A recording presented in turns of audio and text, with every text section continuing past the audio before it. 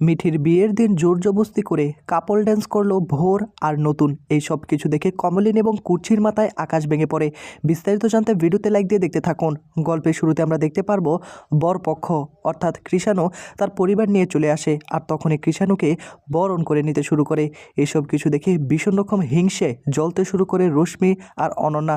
রশ্মি এবং অনন্যা দুজনে কথা বলতে শুরু করে, আর তখনই রশ্মি বর্ষাকে বলে, বর্ষা কখন শুরু করবে আসল কাজটা? সেই কাজটা তো করতে হবে নাকি? আমরা আর কতক্ষণ অপেক্ষা করব? অনন্যা তখন বলে, কী ব্যাপার রশ্মি, তোমরা কিসের কথা বলছো আর কিসের কাজ করবে? বর্ষা, আমাকে তো কোনো কিছু বলনি। বর্ষা বলে, করব মামি, আমার উপর একটু ভরসা রাখো, একটু পরেই দেখতে পারবে আসল ঘটনা কি। এদিকে রশ্মি তখন অনন্যাকে সব কিছু খুলে বলে যে, আমি বলেছিলাম না ওই আর কি রিপোর্টটার কথা, মিঠি যে আসলে প্রেগনেন্ট, নাটক শুরু করে দিয়েছে। এই কথা শোনার পর অনন্যা তখন বলে, যদি তোমরা এই কাজটা করতে পারো না আমি ভীষণ খুশি হব, আমার থেকে খুশি আর কেউ হবে না। এই মেয়েটার জন্য আমি আমার ছেলেকে হারিয়েছি, আর এই মেয়েটা দেখো সুখে শান্তিতে সে সংসার করবে, তাই না? এটা কোনোভাবেই হতে দেওয়া যাবে না, এই মেয়েটার জীবনটাকেও শেষ করে দিতে হবে। এই বলে তখন অনন্যা বদ মতলব করতে থাকে। রশ্মি তখন বলে, সব কিছুই হবে। এদিকে কৃষাণুকে কমলিনী মিষ্টি খাইয়ে দিতে যাবে, তখনই কৃষাণু বলে, না না, আমি মিষ্টি খেতে পারবো না। প্রথমে কেউ কোনো কিছু বুঝতে পারে না, আর তখনই কৃষাণুর বাবা বলে ওঠে, আসলে ডাক্তার মানুষ তো আসলে মিষ্টি খেতে চায় না, একটু সতর্ক আছে, তাই তো। আর কৃষাণু এই কথা শুনে হাসাহাসি করতে শুরু করে। এদিকে তখনই আবার অয়নদীপ বলে ওঠে, না না, এভাবে তো বললে হবে না, আরে একটু মিষ্টি খেলে কী এমন হয়ে যাবে, একদিনেরই তো ব্যাপার।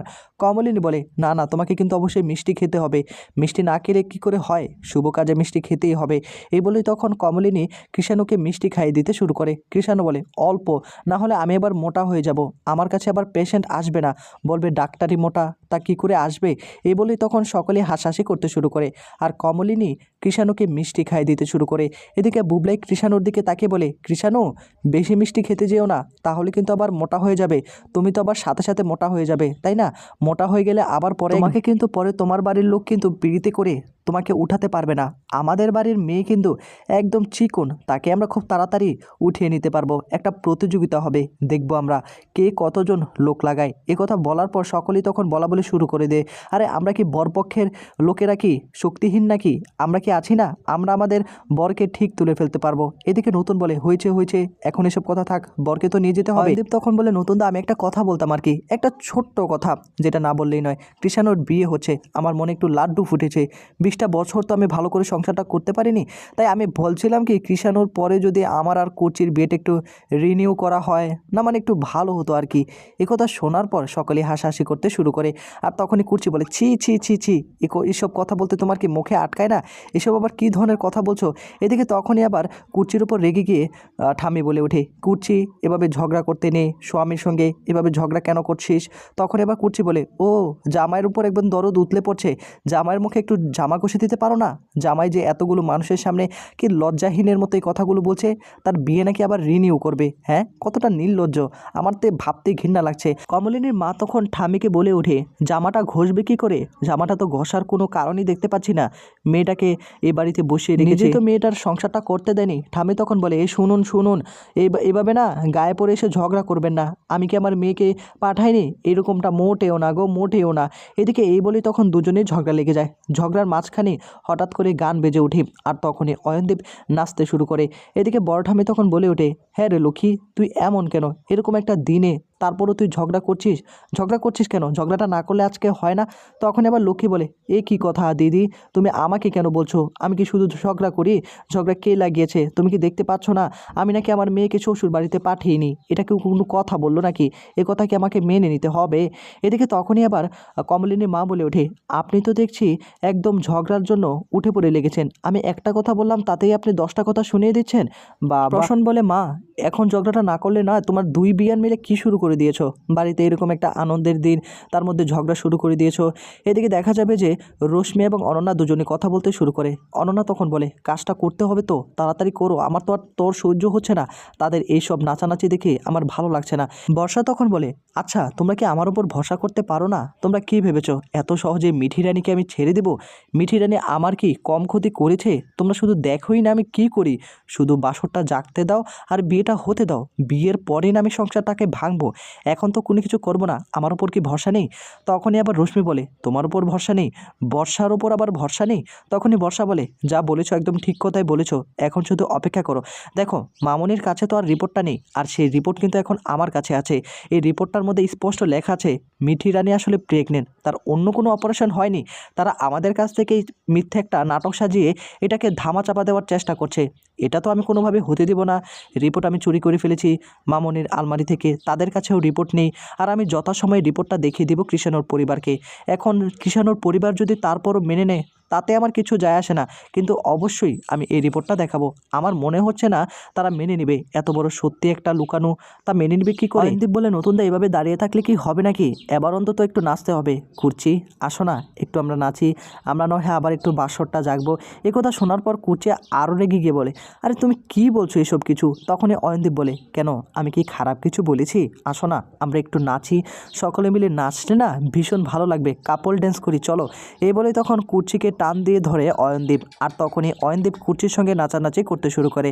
ডাবলু তো ভীষণ খুশি বাবা মায়ের এসব ভালোবাসা দেখে, কতদিন পর এভাবে কাছাকাছি এলো, নাচছিল। ডাবলু এবং তার বউ সুলক্ষণা কথা বলতে থাকে, আর তখনই ডাবলু বলে ওঠে, মা কিন্তু বরাবরের মতো বাবাকে ভালোবাসে, বাবাও কিন্তু বরাবরের মতো ভালোবাসে। আসলে দূরত্বটার সৃষ্টি হয়েছে, বাবা আসলে মাকে সন্দেহ করতো আর কি, তুমি তো সবটাই জানো। আর তার মধ্যে জেঠিমা বাড়িতে ছিল, জেঠিমা আমার বাবার কানের মধ্যে কী সব কথাবার্তা বলে বাবার কানটাকে একদম শেষ করে দিত। এদিকে তখনই আবার বাবিল বলে ওঠে, কি বাবা ডাবলু তোমরা কি প্রেম করছো আড়াল থেকে? আরে প্রেম তো পরে করবে, আগে তো এখন নাচানাচি করতে হবে, আসো আসো কাপল ড্যান্স করো। এই বলেই তখন ডাবলু সুলক্ষণা দুজনে চলে আসে, বাবা মা তো সবাই আর কি নাচানাচিতে ব্যস্ত হয়ে পড়ে, এতটা নাচ। এদিকে দেখা যাবে তখনই আবার ভোর বলে ওঠে, চলো না স্বতন্ত্রদা আমরাও নাচি। এ বলে তখন নতুনকে হাত টেনে টান দিয়ে ধরে তার সঙ্গে জোর জবস্তি করে নাচানাচি শুরু করে দেয়। আর এসব কিছু দেখে বসা তো হাসাহাসি করতে শুরু করে। আরে বাস, কাজ তো হয়ে গিয়েছে, এখন কমলিনীর বুকে আগুন জ্বলবে। হঠাৎ করে সকলে নাচ বন্ধ করে দেয়। এদিকে ভোর আর নতুন নাচতে শুরু করে, আর তখনই কমলিনী এসব কিছু দেখে রাখতে রাখতে সেখান থেকে বেরিয়ে যেতে শুরু করে। এসব কিছু কোনোভাবেই সে মেনে নিতে পারছে না, সকলের সামনে কি নির্লজ্জের মতো কাপল ড্যান্স করছে। এগুলো দেখার পর রশ্মি বলে ওঠে, মনে হচ্ছে বুড়ির সংসারটা এবার ভাঙতে চলেছে। এদিকে অনন্যা তখন বলে, হ্যাঁ এটাই তো হওয়ার কথা, আমার দেওয়ারটাকে তোমার তোমার এই আদরের ননদিনী একদম হাতে করে রেখেছে, মানে ছাড়তেই চাচ্ছে না। এরকম একটা বুড়ো মহিলাকে বিয়ে করেছে, তার তিনটা ছেলে মেয়ে রয়েছে। আমি তো এরকম ভোরের মতো একটা মেয়েকে চেয়েছিলাম। এদিকে নতুন কমলিনীর কাছে এসে বলে, কমলিনী তুমি এইসব কি করছো, দাঁড়িয়ে রয়েছো এখানে, সকলে নাচানাচি করছে, চলো না আমরা একটু নাচানাচি করি, তাহলেই ভালো লাগবে। কমলিনী বলে, আমার এসব কিছু ভালো লাগছে না এখন, তুমি সরো, আমাকে আমাকে কোনোভাবে জোর জবস্তি করবে না, সবাই তো সব কিছু পারে না, তুমি তো নাচছিলে ভোরের সঙ্গে। নতুন তখন বলে, তুমি গেলে কি এমন হয়ে যাবে, আমি তোমাকে বলছিলাম, কেননা আজকে একটা বিয়ের দিন, সকলে আনন্দ করছে। তখনই আবার কমলিনী বলে, সকলে আনন্দ করছে বলে কি আমাকেও করতে হবে? তুমি যাও না, তুমি তো করছিলে ভোরের সঙ্গে, খুব ভালো করে আনন্দ করছিলে। কিছুক্ষণ পর ভোর এসে বলে, কী ব্যাপার স্বতন্ত্রদা, এরকম একটা মজার মাঝখান থেকে তুমি চলে আসলে? তখন আবার কমলিনী বলে, হ্যাঁ হ্যাঁ যাও যাও ভোর, তোমার স্বতন্ত্রতাকে নিয়ে খুব সুন্দর তো নাচছিলে, আমি তো দেখছিলাম, খুব ভালো লাগছিল, যাও না নাচানাচি করো। আর তোমার মাথা ব্যথা কি চলে গিয়েছে নাকি? তুমি কি সুস্থ হয়ে গিয়েছো নাকি? তোমার তো অসুস্থ থাকার কথা। তখন আবার ভোর বলে, না পেন কিলার খেয়েছি তো এখন সুস্থ আছি। কিছুক্ষণ পরই রশ্মি অনন্যা চলে আসে। রশ্মি এসে বলে, নতুনদা তোমরা কেন চলে আসলে? তোমাদের নাচ তো দেখতে ভালোই লাগছিল, কি ব্যাপার, বুড়ি কি আবার বারণ করলো নাকি? বুড়ি কি শাসন করলো?